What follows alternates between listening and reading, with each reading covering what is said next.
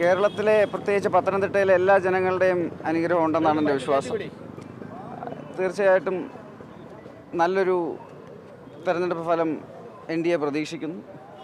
ഇതൊരു ദേശീയ തെരഞ്ഞെടുപ്പാണ്, ഒരു MP തിരഞ്ഞെടുക്കേണ്ട തെരഞ്ഞെടുപ്പല്ല. ഈ ദേശീയ തെരഞ്ഞെടുപ്പിൽ ഇന്ന് ചരിത്രത്തിലാദ്യമായി 2 പ്രാവശ്യം പ്രധാനമന്ത്രിയാകാൻ പോകുന്ന ഒരാൾ മൂന്നാമത്തെ ടേമിന് പോകുമ്പോൾ രാജ്യം മുഴുവൻ ഒരു പ്രോ മോദി വേവാണ്. അത് കേരളത്തിലെയും ഓരോ കോൺസ്റ്റിറ്റ്യുവൻസിയിലും പ്രതിഫലിക്കും. തീർച്ചയായിട്ടും NDA ഓരോ BJP സ്ഥാനാർത്ഥികളും ഇന്ന് നല്ല ഒരു റിസൾട്ടാണ് പ്രതീക്ഷിക്കുന്നത്. നമ്മൾ ചരിത്ര വിജയം നേടും. സാധാരണ ഈ അച്ഛൻ്റെ കൂടെയാണ് വോട്ട് ചെയ്യാൻ വരാറ്. അനുഗ്രഹം കിട്ടിയോ അച്ഛൻ്റെ? ഞാൻ ഇന്നലെ വീട്ടിലെത്തിയിരുന്നു. 55 ദിവസം ക്യാമ്പയിൻ ട്രെയിനിലായിരുന്നു. അപ്പം 55 ദിവസത്തിന് ശേഷമാണ് എൻ്റെ കുടുംബക്കാരെല്ലാം കാണുന്നത്. വളരെ സന്തോഷകരമായി നമ്മൾ സംസാരിച്ചു. അത് കഴിഞ്ഞ് ഇന്ന് രാവിലെ എനിക്ക് അതിരാവിലെ തന്നെ പോളിങ്ങിന് കോൺസ്റ്റിറ്റ്യുവൻസിയിലേക്ക് തിരിച്ചു പോകാനുണ്ട്. അത് കാരണം ഞാൻ രാവിലെ വന്നു. ബാക്കി എല്ലാവരും 10 മണി കഴിയുമ്പോൾ വന്ന് വോട്ട് ചെയ്യും. തെരഞ്ഞെടുപ്പിനെ കുറിച്ച് ഞാൻ രാഷ്ട്രീയം വീട്ടിൽ ചർച്ച ചെയ്യാറില്ല.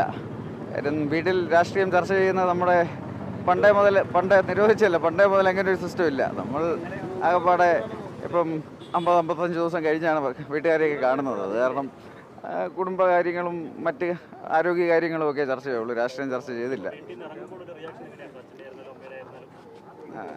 എല്ലാവരും അപ്പോൾ ഞാൻ എപ്പോഴും പറയുന്നൊരു കാര്യം തന്നെയാണ് ഇന്നും പറയുന്നത്. വ്യക്തിപരമായി എനിക്ക് ഏറ്റവും ബഹുമാനവും സ്നേഹമുള്ള 2 പേർ എൻ്റെ മാതാപിതാക്കളാണ്. 2 പേരെയും കണ്ടതിൽ ഒരുപാട് സന്തോഷമുണ്ട്. കണ്ടു കഴിഞ്ഞു. പക്ഷേ രാഷ്ട്രീയമൊന്നും ചർച്ച ചെയ്തില്ല.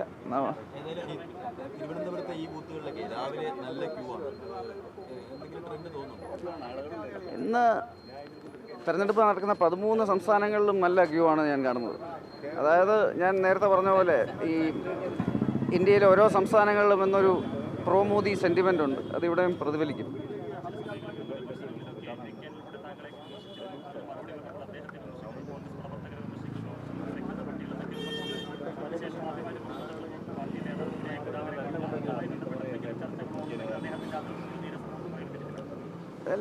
ഇതൊക്കെ രാഷ്ട്രീയമാണല്ലോ. ഇതൊക്കെ ഇപ്പോൾ ഞാൻ പറഞ്ഞു, കുടുംബകാര്യം വേറെ, രാഷ്ട്രീയം വേറെ. ഞാൻ പറഞ്ഞത് പലരും ദുർവ്യാഖ്യാനിക്കാനൊക്കെ ശ്രമിച്ചു. പക്ഷെ ഞാൻ പറഞ്ഞ എന്താണെന്ന് എല്ലാവർക്കും അറിയാം.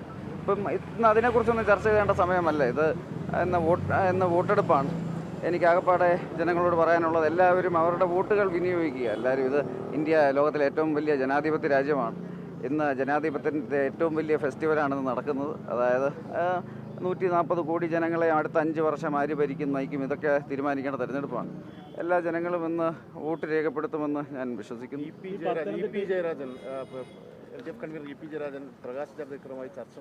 ഇതിനെക്കുറിച്ചൊന്നും എനിക്കിന്ന് ചർച്ച ചെയ്യാൻ താല്പര്യമില്ല. ഇന്ന് വിവാദങ്ങളൊന്നും ചർച്ച ചെയ്യേണ്ട കാര്യമില്ല. ഇതൊന്നും ഇത് ഞാനുമായിട്ട് റിലേറ്റഡ് ആയിട്ടുള്ള കാര്യങ്ങളുമില്ല. ഇന്ന് അതിൻ്റെ സമയമല്ല. ഇന്ന് തെരഞ്ഞെടുപ്പിനെക്കുറിച്ച് ഇന്ന് ചർച്ച ചെയ്യുന്ന സമയം പോലുമല്ല. ഇന്ന് വോട്ട് ചെയ്യാനാണ് വന്നത്.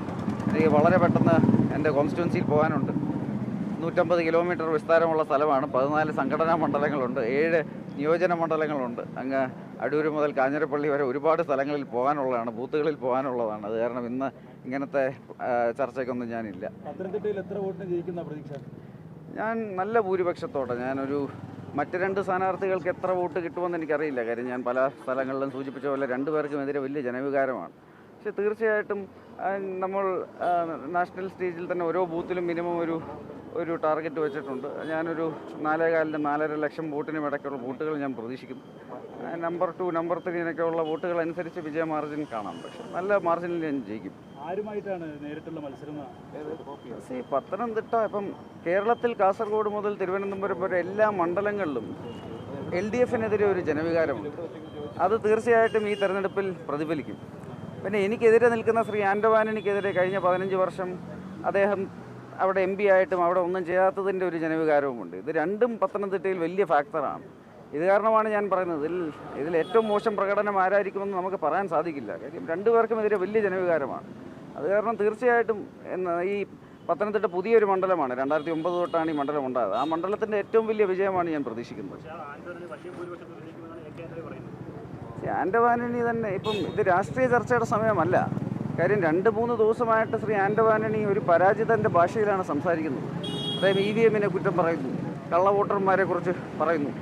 2-3 ദിവസമായിട്ട് അദ്ദേഹം പരാജയം മുന്നിൽ കണ്ട് ഇന്ന് തന്നെ എക്സ്ക്യൂസുകൾ ഇപ്പം എക്സ്ക്യൂസുകളാണ് താൻ പറയുന്നത്. സാധാരണ തെരഞ്ഞെടുപ്പ് തോറ്റു കഴിയുമ്പോഴാണ് ഇതൊക്കെ പറയുന്നത്. ഇത് തോക്കുന്നതിന് മുമ്പേ ഇപ്പോൾ ഇതൊക്കെ പറഞ്ഞു തുടങ്ങി. അതായത് അദ്ദേഹം പരാജയം സമ്മതിച്ച് കഴിഞ്ഞു. ഇനി നമുക്ക് അതിനെക്കുറിച്ച് ഇനി റിസൾട്ട് വരാൻ കാത്തിരിക്കേണ്ട സമയമേ ഉള്ളൂ. താങ്കൾ പിന്നെയും ഈ പഴയ കാര്യങ്ങളെക്കുറിച്ച് എന്തിനാണ് പറയുന്നത്? ഞാൻ പറഞ്ഞല്ലോ, ഇതൊരു ദേശീയ തെരഞ്ഞെടുപ്പാണ്. ഇതൊരു എം പിയെ തെരഞ്ഞെടുക്കേണ്ട തെരഞ്ഞെടുപ്പല്ല. ഇപ്പോൾ കോൺഗ്രസ് പാർട്ടി ആയാലും മാർക്സിസ്റ്റ് പാർട്ടി ആയാലും ഇത് ദേശീയ തെരഞ്ഞെടുപ്പിൽ അവർക്കൊന്നും പ്രസക്തിയില്ല. ഇപ്പം 2014 ആയാലും 2019 ആയാലും ശ്രീ രാഹുൽ ഗാന്ധി നയിക്കുന്ന കോൺഗ്രസ് പാർട്ടിക്ക് പ്രതിപക്ഷ നേതാവ് സ്ഥാനം പോലും ലഭിക്കാത്ത രീതിയിലാണ് ഇന്ത്യൻ ജനത അവരെ പരാജയപ്പെടുത്തിയത്. മാർക്സിസ്റ്റ് പാർട്ടിക്കാണ്ട് 2-3 സീറ്റേ ഉള്ളൂ 545 അംഗ പാർലമെൻറ്റിൽ. ഈ തെരഞ്ഞെടുപ്പിലും അത് തന്നെയാണ് കാണാൻ പോകുന്നത്. പിന്നെ കോൺഗ്രസ്സുകാരും മാർക്സിസ്റ്റുകാരും ഒക്കെ 2 MP മാരുള്ള പാർട്ടിയും പ്രതിപക്ഷ നേതാവിന് പോലും അർഹമല്ലാത്ത രീതിയിൽ ഇന്ത്യൻ ജനത തോൽപ്പിക്കുന്ന പാർട്ടിയിലുമുള്ളവരൊക്കെ ഇതുപോലെ പല കാര്യങ്ങളും പറയും. പക്ഷെ അതൊന്നും ഇന്ത്യൻ ജനത സീരിയസ് ആയിട്ട് എടുക്കാറില്ല. അപ്പം തീർച്ചയായിട്ടും ഈ തെരഞ്ഞെടുപ്പിലും എനിക്ക് പറയാനുള്ളത്, നിങ്ങൾ എല്ലാവരും നിങ്ങളുടെ വോട്ടുകൾ നന്നായി വിനിയോഗിക്കുക. ദേശീയ തെരഞ്ഞെടുപ്പാണ്. തീർച്ചയായിട്ടും BJP 370-ലധികം സീറ്റുകൾ പ്രതീക്ഷിക്കുന്നു. NDA 400-ലധികം സീറ്റുകൾ പ്രതീക്ഷിക്കുന്നു. കേരളത്തിൽ നിരവധി സീറ്റുകൾ BJP ജയിക്കും. അതിലൊന്ന് പത്തനംതിട്ടയായിരിക്കും. പത്തനംതിട്ടയിലാണ് ഏറ്റവും കൂടുതൽ പോളിംഗ്. 8 മണിയാകുമ്പോൾ 3%.